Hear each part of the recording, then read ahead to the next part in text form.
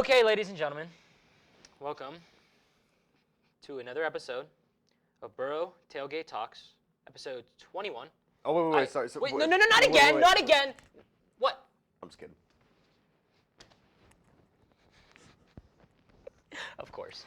You already got the glasses on, at least. I already got the glasses on, so I'm following the directions. Beautiful. I'm following the directions of the contract, Richie. God, he's shaking his head in the back. God, I don't even remember I don't even remember the contract. It's in the files. That's all right. What? Never mind. All right. It's in the files. We got ourselves a Super Bowl champion, the Kansas City Chiefs. I almost said a different word. But the Chiefs, yes. The Chiefs won the Super Bowl last night. Alex, what are your overall thoughts on the game? James Bradbury did not hold. I started watching the Skip and Shannon Undisputed episode this morning while I was getting lunch at the dining hall. Mm-hmm. And I was like, all right, if they called it, and I saw like the initial, because I watched the highlights this morning to just refresh my memory and everything. Mm-hmm. And I saw the end of the game, the play in question where James Bradbury gets called for defensive holding against Juju Smith-Schuster on a whip route. And to put it as kindly as possible, it didn't happen. No. It did not happen. No. I hate when great games come down to ticky-tack penalties, dude. Yeah, it's annoying. Jalen Hurts had a minute and a half to go down and get at least a field goal to tie the game. He most definitely would have done it. I can't. Yeah, he didn't. So depressing that such a good Super Bowl came down to that stupid little penalty. Yeah, it's a shame that happened. I was flabbergasted, honestly.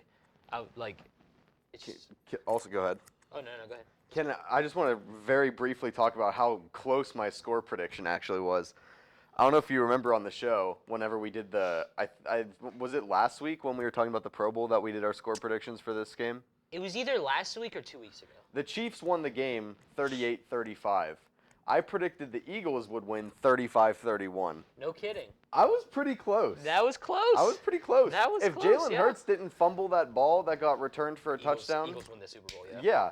And it would have been the exact score that I said, more than likely. Not excusing, we're not saying that it's Jalen Hurts' fault. No, that it definitely because he wasn't. had a great game. He played a better game than Patrick Mahomes. He did. He played a better football game. He did more. I agree. But I agree. But talking about it, might as well get into the stats. Yep. Mr. Stats guy over here. Big stat guy. Big stat guy. So Mahomes was very accurate. Don't get me wrong. Mm-hmm. He was very accurate. He was 21 for 27. That's 78% completion percentage. That's big in the Super Bowl, especially against a good football team, good defense.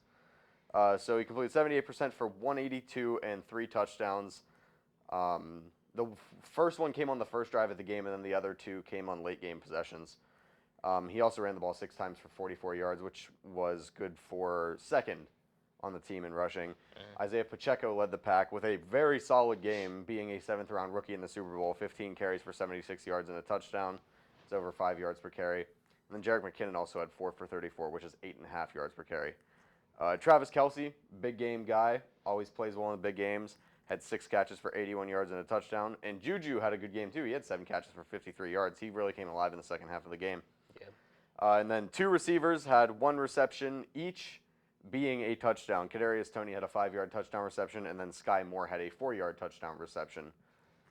And then to the Eagles offense. Jalen Hurts was fantastic, quite frankly. Except for just one play. Yeah. Jalen Hurts went 27 for 38, which is 71%. Again, very good. For 304 yards and a touchdown. And you think, wow, he threw for 300 yards, but he only threw 1 touchdown? Wait. He also led the team in rushing. He had 15 carries for 70 yards and 3 rushing touchdowns, which I want to say 2 of them were just the quarterback sneak, where he just, again, we all know. I talked about this, I want to say the week that the Eagles played the Steelers, where Jalen Hurts just get under center. They have 3 running backs in the backfield, and they just shove him. It looks like victory formation almost, but right. It was a very good game for him. 3 rushing touchdowns is actually a quarterback Super Bowl record for rushing touchdowns. Kenneth Gainwell did like nothing on the ground, 7 carries for 21 yards. And Boston Scott and Miles Sanders were barely even heard from in this entire game. I want to say they both had sub-20 rushing yards. Devontae Smith had 7 receptions for 100 yards. A.J. Brown, 6 for 96 in that big touchdown in the first half. And then Dallas Goedert had 6 for 60. The Chiefs actually, funnily enough, outrushed the Eagles in rushing yards, 158 to 115. KC went 4 for 8 on third down. Philly went 11 for 18. They're both really good numbers, honestly. Philly also went 2 for 2 on fourth. I said Hurts lost that fumble for a touchdown, which ended up being the deciding factor in the game, essentially, when it comes to the score. And Philly had a 35-minute and 47-second time of possession. That's a big amount of time of possession, considering they lost the game. Usually, whenever you rush for 100 as a team, throw for 300, and you have 35 minutes of the clock, you win that game. But yep. Patrick Mahomes played a good enough game. He was very accurate, very consistent. Banged up his ankle again at one point, and he looked like he was in some serious pain when he got to the sideline. So, good for him. He gets his second Super Bowl in 5 years. Yep. Along with his second MVP award. And I want to say, did he get Super Bowl MVP? I didn't watch the ceremony after. Yeah, I didn't watch. I was with you. I didn't watch the ceremony either. Oh yeah, none of us were really paying attention. We were all mad that the Eagles lost. Yeah. It's fine. Either way, Patrick Mahomes has now 2 MVPs and 2 Super Bowls and at least 1 Super Bowl MVP. So, great job, Kansas City. Yep. Now you got to worry about if Andy Reid's going to retire. He probably will. I think Yeah, he will. he might. Now, I need you to do something for me. Let me see your left hand. Smack me in the back of my head. That's for myself saying that that Patrick Mahomes makes Travis Kelce. Travis Kelce is probably the best tight end in the NFL. He's probably the best tight end in NFL history. So I deserved that. I deserve right. that. I deserve that for thinking that. But yeah, I like the Super Bowl. It was a good game. It was an action-packed game. Minus the ref call, which was bogus. Yeah. But yeah, it was a good high-scoring game. Back-to-back years, good games in the Super Bowl. Yeah. Back-to-back games. Yep. where I wasn't mad about the winning team. Either. Yeah, I wasn't mad about the Chiefs. No. Chiefs wing. And let's be real here. The main reason a lot of people hate the Chiefs is, again, because of the wife of Patrick Mahomes and brother Patrick Mahomes, which we're not going to talk about on this show because they don't deserve any attention. But yeah, I like the Super Bowl. Me too. I thought it was a good game. Yeah, it was a good Super Bowl. Now we wait for the NFL season next year. Well, I guess this year, but it's so far away. I know it's so far away. Watch another Kenny Pickett game. So far away. You ready to watch Kenny Pickett in the playoffs next year? Yeah. Yeah. Absolutely. But yeah, so I got really nothing else to add on. Yeah, I don't either. Great game. Yeah. Glad that we didn't get a boring Super Bowl this year. Didn't get a Rams-Patriots game this year. Yeah, for real. So what a way to end the NFL season. Yeah. I'm excited for mock draft season now. Oh yeah, the draft season. Yep. I'm very excited for that. Yep. So. Yep, I can't wait. But before we hit the Penguins, I want to get the NBA trade deadline out of the way real quick. Go ahead. And before we get to the trade deadline, actually, again, just a reminder, on March 16th, our March Madness special with Bryce Stubert and Landon Bailata, it's going to be a pretty big show, and we are going to have a March Madness bracket challenge that you guys can join. We will send out the QR code or link, whatever we make, at the time the video goes out, so anybody can join. So I can't wait. Again, can't wait. But all right, NBA trade deadline. It was an action-packed NBA trade deadline. It really was. It really was. Now, last week we talked about Kevin Durant if he got moved.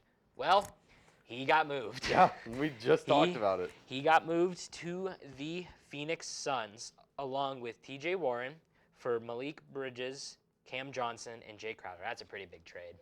That is a pretty big trade. And the Nets, boy, I don't know about the Nets now. But the Suns are, I think the lineup's something on the lines of Durant, Chris Paul, T.J. Warren, Devin Booker, and like another guy. I can't remember. Yeah, it's a crazy lineup. God, they're going to be a force to reckon with in the West. I think they're in the West, right? Yeah, I think they're in the West. But I'm going to use your pencil so I don't get mixed up with the bullet points I got here. All right, I'll start. So I had the Suns actually on the bottom, so I'll start from the top. The Hornets did acquire a 2028 second-round pick, guard Reggie Jackson, who they actually waived, because you can do that, I guess, in the NBA after a trade. Cash from the Clippers for Mason Plumlee. Not familiar with any of those guys, but okay. The Raptors traded Kareem Bridge to the Spurs for Jacob Poeltl. The Lakers landed. This one I like this trade. Lakers landed D'Angelo Russell, Malik Beasley, and Jared Vanderbilt, including Michael Conley, to Minnesota, and the Jazz got a 2027 first-round pick. It was a 3-team trade. Oh yeah, I And the did hear about Jazz this. also got Russell Westbrook. In my opinion, Russ has lost it, so that's all I'm going to say about him. The Magic, I just put Magic got Patrick Beverley because I think it was just cash and whatever added to that. And The Eli Apple of the NBA. for real. And then the Hawks, they did some trades to save up money. That's really all you really need to know. And speaking of the Hawks, the Gary Payton deal has not been finalized because of the physical. So it's not 100% confirmed that trade's going to go through. So I will talk about it more as if once we get a confirmation on that trade, and see if the Hawks got Sadiq Bey, I think is how you pronounce it. If I mispronounce it, I apologize. But yeah, pretty big trade deadline, and I think the Suns are the MVP of this trade deadline. I'm gonna tell you what. Yeah. I'm gonna tell you what. Big haul. They really are. They really are. But that's all I got on the trade deadline. So what do you got on the Pittsburgh Penguins? So on Saturday evening at like 10:30 or something like that. It was late. I'm about to rant. You guys were at my place again on Saturday and Sunday. Happy belated birthday. Thank you. I am now officially an old man. Even though whopping 20 years old. Even though if you paid attention to social media, he made in my contract I had to make a montage of the amount of times he's owned me. It's doing well in the views. That's all I'll say. It's pulling. But I hate that gosh darn contract. I almost swore. Yeah. But while everyone was over Saturday for me birthday, we watched the Penguins game, which was not a good birthday present. It was whatsoever. Awful. It was god awful. The Pittsburgh Penguins lost on the road to the LA Kings 6-0 on Saturday night. It was the tale of two horrible goalies in Casey DeSmith and Dustin Tokarski, who I have never even heard of. They both allowed 3 goals, so that's the 6-0 right there. DeSmith went 13 for 16, and Tokarski went 12 for 15. The Pens are now 26-17-9, which is good for 5th place in the Metro Division, which means that they are sitting around 10 in the conference right now, which means they are currently not in the playoffs. So I don't feel bad. Right? Does it? I forget how the playoffs work in the NHL. I want to say it's like the top 3 or 4 from each division, and then 2 wild cards. Something like that. I mean, we could always text Ian Porter and ask him. Anyway, it's something like that. So either way, even if it is an 8-team playoff on each side, the Penguins are not currently in it. They are, I want to say, 1 game behind Washington right now. It might be 2 games. I think Washington might have 28 wins. So they are a game or 2 behind Washington, and they do not have any easier road coming up ahead. Their next 3 starts tomorrow night, Valentine's Day. Who cares about Valentine's Day, first of all? At San Jose at 10:30 p.m. Eastern Time. Good thing I don't have an 8 a.m.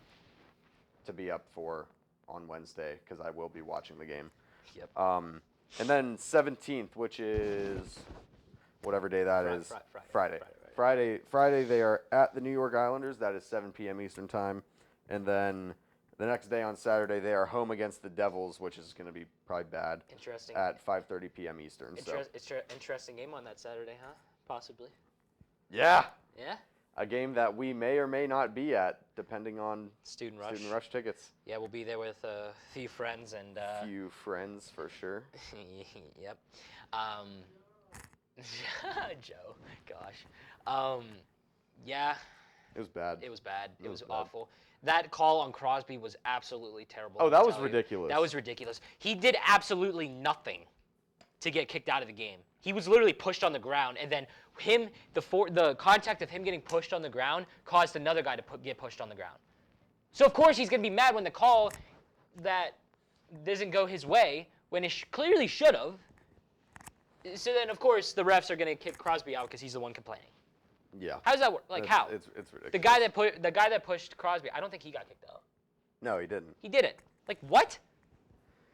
It was ridiculous. That was stupid. There's nothing else. It was to do stupid. And Casey DeSmith. Oh. Is Jari limited in practice at all? I as did we see it. speak? I saw a tweet. Don't quote me on this, but I could have sworn I saw a tweet saying he's not limited, so he should be due back. If we go Saturday, we probably will see Jari, but a possibility. Yeah. Here, you know what? Yeah, let's do our prayer Yes. to the gods. Please Please give us Tristan Jari. give us Tristan Jari. We are going to heckle Casey DeSmith if he is playing goalie on Saturday if we go. Please, please, because Alex is a religious man over here. Clearly. Clearly. Please. Made Joe laugh. Please. Jari. But yeah, awful game. Terrible. Terrible game. And they need to figure stuff out. This is now. what I said at one point. This team is so hot and cold. They went from winning 6-3 to losing 6-0 in one night. God, I remember that game too. It was like I was the one that texted Alex saying, "Hey, the Pens are on. It's the second And I was period." like, "Oh snap! I forgot about that." And then- it was 3-1, I think. And then after the second period, I went to sleep, and next thing you know, I see a text like, "Rust, Zucker, and then, oh no, DeSmith 6-2. Oh no, DeSmith 6-3, and I'm like, oh no, but it was just garbage. Wait. What did the announcer say? It's was with the garbage? nice to get garbage points like that or something like that. Yeah, It was something funny. Yeah, Threw some serious shade at the yeah. They played the Ducks. the Ducks. Yeah. Yeah, it was the Anaheim. Ducks. Yeah, the Ducks got cooked. I think it's safe to say, the Ducks definitely got What cooked. should have happened the first time we played them earlier? For real, that's what should have happened. But Pittsburgh Penguins, so of course it didn't happen. But yeah, they need to figure this out now because that last game was unacceptable. It was. So I again, when's their next game? Uh, I missed it. tomorrow. Tomorrow. Okay. At Yeah, San the Jose. 14th. We'll see how that goes. I don't. Yeah, 10:30 p.m. I don't feel quite confident of how the Penguins will do in San Jose is Jose. pretty good this year, aren't they? Yeah, which means that's going to be pretty bad for the Penguins then. But honestly, I think it's time to cut DeSmith at this point. Yeah, Jari's I back. really. Which, yes, okay, you can argue, Jari's not, he's injury prone, blah, blah, blah. But guess what? You have another goalie that I would honestly rather take. I Yeah. don't even know his name, but I'd rather take the guy I don't even know his name over Casey DeSmith. All the way. I would double down on that. For real. I don't care. Yeah, and the Pens don't very often pull out their goalie in the second period or something like that, No. or whenever it was. They don't pull goalies very often for another goalie, but they pulled DeSmith. Yeah. They yanked him out of there. Didn't you say it kind of reminds you of, what's his name, Matt Murray? Was that his name? Yeah. Matt Murray, yeah. Yeah. And Fleury. I mean, Penguins have had this problem before. God, that was prime. Gosh.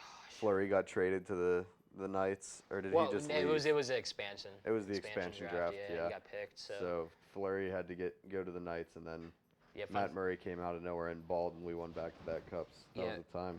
Yeah, fun fact. I'm pretty sure Fleury was Ian's favorite player. I'm pretty sure he was, actually. And I remember I saw one day when I was still in high school, I saw Ian wearing a Golden Knights jersey. I'm like, dude, what are you doing? And then I saw the number. I was like, oh.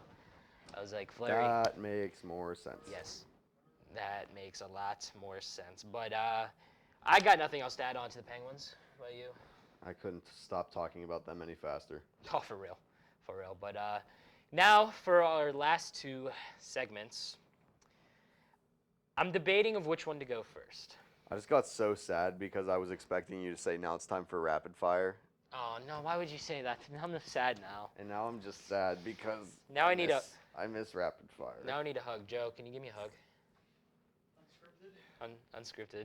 Give me a hug, Joe. This whole show's unscripted. I need a hug. Give Alex a hug, too. Come on. Bring it in. Oh, God. Yep. Give Alex a hug, too. We're making Richie laugh. Come here, right now. big boy.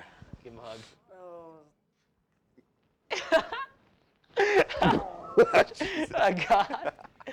God. Yeah, you just want to pop a squat here for the rest of the show? I don't see why not. Why not? I mean, you can sit on the sofa if you want to. Is head gonna be in frame? It is. Okay. Yes, now we're missing Richie, but we need somebody to run this way. Hey, Richie, want to come out here? Nah, he's shaking. He said no, he doesn't want I anything would to do like with us. to make a post-credit scene for the Joe Show, except instead of post-credits, it's a cameo. Yeah, it's coming soon. The Joe Show coming soon to I don't know what's now. gonna be No, about. no, but- Alex Brown vlogs. Oh, coming to Alex Brown Vlogs. Alex right? Brown vlogs. Yeah. I forgot. Oh God. All right. Or if you know what? you're looking for psychology needs, definitely do not listen to anything I say, but listen to the freelancer that I hired to make posts on my social media. I'm gonna because have to. they know I'm more gonna than I have to do. edit this out, aren't I, Richie? Best part No. is none of that was a lie. Greatest moment of Boro Tailgate Talks history. All right, Joe. Oh God, what would he I even have can't left to decide. talk about? What should I talk about first? Pitt or which one? Well, I want to say Pitt since that's up first. Okay, Pitt basketball. They won again. They won again. They beat. I can't do this shit. My uncle actually used. This is not a lie either. My uncle actually used to coach. Oh, that's right. Pitt basketball. I want to say mid '90s to like early '90s, mid 2000s. Really? I Yeah. didn't know that. Yeah. What was his name? Norm Law. Yeah. And my cousin played football there from 2005 to 2008. No So, kidding. No Yeah. kidding. That's Wow. dope. I'll have to replay this clip for my dad. He'll probably know. I who like to Norman Law just is. fool around, but everything I've said here has been true so far. Yeah, that part's like- been true. He's told me that before. That part is true. That is part true. Now I'm gonna try to do the rest of the show and try not to laugh as Joe's right beside me. Pitt Pretend I'm basketball not is here. rolling. Yeah, Pitt basketball's Pretend rolling. I'm in my underwear. That was gonna be act out. Is that a fire hazard? I am keeping this part in. Hey guys, want to play? I am keeping this guys, part I in. got some more We're not gonna, confetti. Richie. We're not gonna finish the show, Oh, are God. we? Joe. We are not gonna finish the show. Okay, I'll stay here for a few more seconds. No. You can stay here for the rest of the show if you want to. Oh, well, this is I'll just gonna hold be hard. frame. But I do have to. but cut yes, shoulders, too. but yeah. That's also not a lie. This is gonna be so hard. But this is a test. This is a test to see if Yeah. we can finish the show with Joe beside us. But okay, yeah, Pitt basketball is rolling. They beat Florida State 83-75. How is Pitt not ranked? For the love of God! I'm a UNC fan, and I still agree because pain. And Virginia. I almost took off the little bird glasses. Virginia is. Bonus. Shut up. Virginia's number 8, and we beat Virginia. What? Yeah, that's so stupid. What? Now they're tied in the ACC with Virginia. I think they're both in the conference. They're both 11-3, I want to say. And overall, I think Pitt's 18-7. I think so. They're going to go Somewhere to like that. At this point, they're probably going to go to the tournament. At this point, it's not even a debate. They just need and it's a guaranteed win if they win the ACC. And they already beat Virginia, so they definitely could win the ACC championship this could. year. It is not here's the thing too. In 2021 with Kenny Pickett at quarterback, I looked at the team.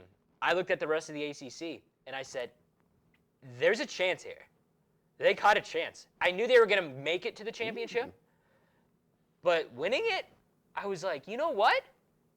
I think this is the year. And you know what? I don't know but here's the thing. I don't know if this is the year Pitt wins the ACC championship, but I definitely know they will make it to the championship game. That's a fact against most likely Virginia. It depends how Virginia finishes for the rest of the year. But looking at some stats, Blake Hinson, another good game, 19 points. And Burton, another good game, 19 points as well. Greg Elliott, 13 points. There was a point in the game where he got pretty mad at a call. I can't remember. I didn't really watch the entire game because I had to come back up here. But when I left, I saw he was mad at some call. I'd have to look back at it. But yeah. But Florida State too. I didn't write down the first name, so I apologize. Worley, 23 points for Florida State. That's pretty good. That is pretty good. Mills, 16 points. So yeah, good game. And we'll see how Pitt will do for the rest of the year. Honestly, Alex, I mean, yeah, you're a North Carolina fan, but you definitely told me Pitt's probably your second My team? second team, yeah. Because you are a I'm Pittsburgh from guy. Pittsburgh, yeah. And yeah, I mean, let's be real. I definitely pay attention to Pitt more than you, but Yeah. looking at it from as an, I guess not really an outsider, but you know what I mean. But outsider, not casual. There we go. Yeah, casual. There. What do you think about Pitt? They're solid, man. They're rolling. They're playing really good basketball right now. I almost said really good football. Yeah, right. Not true. Not football. Not true. They're playing really well. But while we're sitting here talking about it, UNC dropped 91 points on Clemson on my birthday. Happy birthday to me So there. you did get a good birthday surprise. I Not did. hockey, but I didn't No, even not watch hockey. this game. Yeah. But UNC plays at home against number 15 Miami tonight at 7 on ESPN. So I'll be paying attention to that. I I believe UNC is still only has one loss at home, and that's the loss against Pitt because of the season sweep. Richie, change the camera. Yeah. So I'm gonna get sued. UNC has a very good chance to bounce back. They're 16-9, and see that it really doesn't make sense. Miami's only 4 games better than UNC, and they're number 15 in the country. Yeah. So like The Virginia and Pitt thing doesn't make any sense. rankings don't make any sense. Anyway, UNC has a chance to bounce back, but Pitt is very good. I would agree with Mike that they are pretty much almost a lock to go to the tournament at this point. They would pretty much have to. For the first time since 2014. They would have to realistically. They would have to lose like 80% of their games to finish the season to not make the tournament, in my opinion. How many games do they play? I mean, you know what? Somewhere around 30. Let me look 30. I was gonna say 30 Here. or 40, right? I'm gonna look up Pitt's the rest of the year schedule for Pitt. Yeah.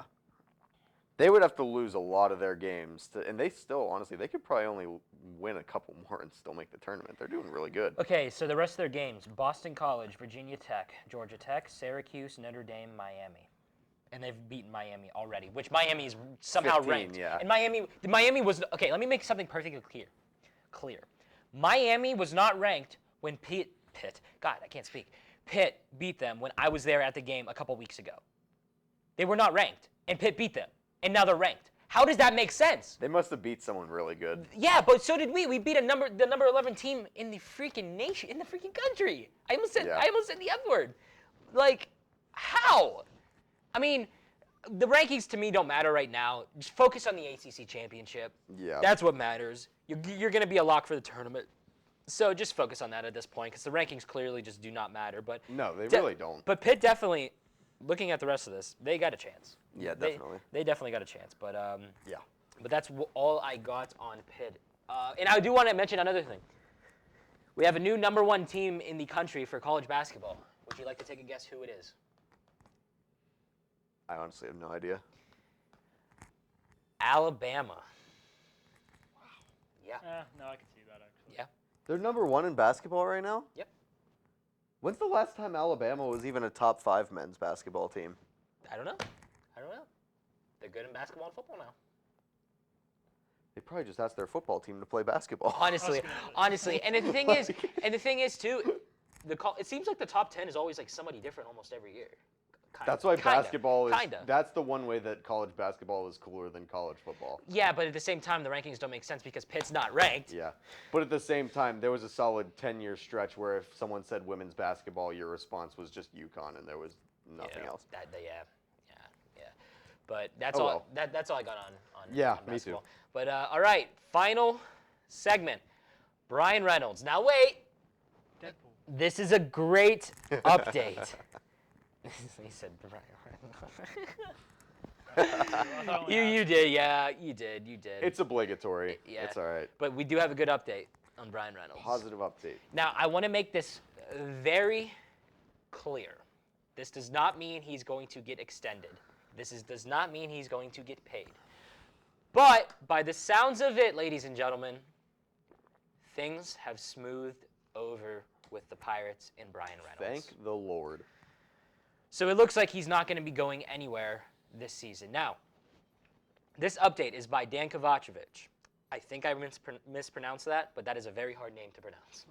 Yeah. And I want to make this clear.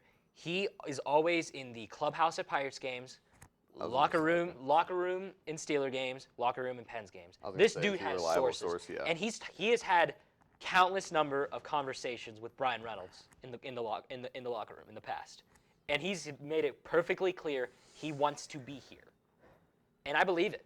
Me too. And quite frankly, I think the trade request at this point was just a tactic to get more money at this point. Yeah, it probably was. And I don't blame him, because look at the contracts that are being thrown out to different MLB players.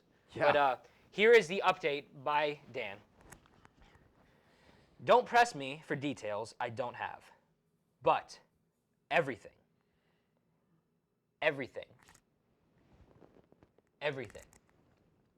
about the dialogue behind the scenes about Bryan Reynolds has changed over the past few days.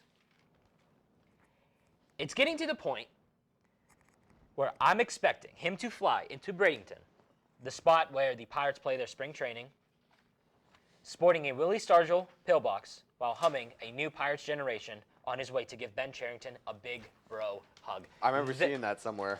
That is a ginormous update, considering the fact where you saw where Bryan Reynolds was in December, requesting his trade from Pittsburgh. That's a big update. Now, again, that does not mean he's going to get extended, and quite frankly, I don't expect him to get extended at this point. Now, does that mean he wants out right now? No, I think he's things smoothed over. I think that if at all, he'll probably get traded in his last year of his deal. But guess what? Again, how many years of control does Bryan Reynolds have left? Yep. And it's also a possibility. Now, this is crazy. I get it. This is crazy. I think Andrew McCutchen could have contacted him to say, hey, He could have. I was in your position in 2012, but I stayed, and I saw the team we were going to have in 2013, and look what happened. They made the playoffs. So maybe he talked to Bryan Reynolds, and heck, since Bryan Reynolds is staying for now, this lineup, man, I'm going to tell you. They might have a little bit of a window here. This is the biggest chance they've had in a long time to make the playoffs, let me tell you. Because you got Sawinski, McCutchen, Reynolds in the outfield, in no particular order. Choi, Castro, Cruz, Hayes in the infield, and most likely Malcolm Nunez when he's ready, who's a big power hitter that I would take over G-Man Choi. Andy Rodriguez, who was killing the ball at the end of the year in AAA, who I think is ready at catcher. And Henry Davis, their first-round pick in 2021, may be ready too. You never know. And then pitching-wise, Burrows, Priester, Contreras, Brudebaker. And now the first two, I don't know if they'll be ready. Burrows will be. But they're going to have a good good starting five. They just need to work on their bullpen bad because they had the worst bullpen in Major League Baseball last year. And quite frankly, there was like a little change in the bullpen this year, and that's not good. If you were the worst bullpen You need a lot of change. The 2022 season, you need a lot of change. You need a lot of change. But hey, that is a positive update that I have been looking for out of this whole Bryan Reynolds situation. It's what I've been looking for. I didn't expect him to get extended. Still not going to get extended, like I said. But hey, that's the update that I wanted to hear. Yeah. And now I can be excited for the baseball season in 2023. But all right, that is all we have for you today. We will see you guys next week for episode 22 of Boro Tailgate Talks. I missed completely. No! Botch! Just a reminder, ladies and gentlemen, March 16th is the special episode for March Madness when we have Bryce Stubert, Landon Bailata. Mike, wait. You're not wearing the glasses. That's another bonus. Wait. That's another bonus. Wait, what are you doing in my room? Who let you in? Austin let me in. Get out of my room! Go! Get out of my room! Fine, whatever. Get out of my room! God, knocking over my fan. March 16th. Tune in, ladies and gentlemen.